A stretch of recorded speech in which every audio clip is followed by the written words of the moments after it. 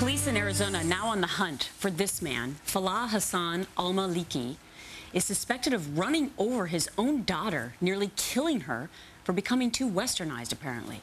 20-year-old Noor Al-Maliki reportedly backed out of an arranged marriage last year and moved in with a boyfriend and his mother in a town nearby.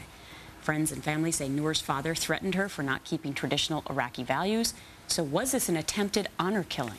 Robert Spencer is the director of JihadiWatch.com. Robert, are you surprised by this scenario? I'm not in the least surprised. This is not the first attempted honor killing, and certainly not the first honor killing at all in the United States. There have been others in Texas, in Georgia, in New York, and elsewhere. Give us some of those examples, because you were rattling them off in the commercial break to me, and it stunned Brian and I to remember, just even in the last couple of years here in America, what has happened.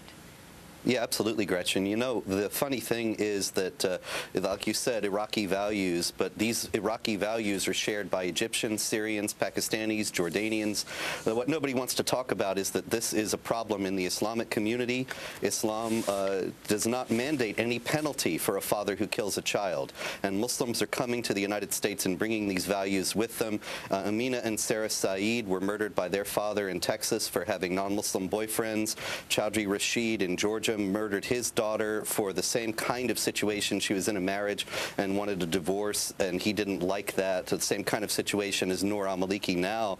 Then there was Muzammil Hassan in New York, who murdered his wife for wanting a divorce. He was, oddly enough, the founder of a moderate Muslim TV network.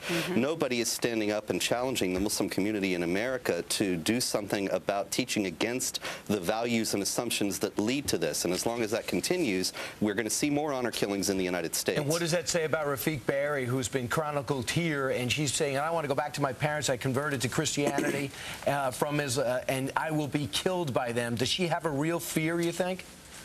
Rifka Bari has a very real fear. You know, my colleague Pamela Geller of AtlasShrugs.com has the transcript up at her site, that's AtlasShrugs.com, this morning, of the Florida Department of Law Enforcement's interview with Rifka Bari, where she's very clear about her father, about his devout Islam, about the threat that she's under, and the Florida Department of Law Enforcement clearly has no clue about any of it. I urge people to go and read that at AtlasShrugs.com. The fact of the matter is that these people are not being protected because people don't understand the kind of threat they're under, and Rifka Bari is a classic example of that. And she understands it, but other people don't. Right, because in the Western world, it's hard to understand how you would run down your own daughter, like this man is now accused of. And he is obviously still on the loose, and that child may in fact die.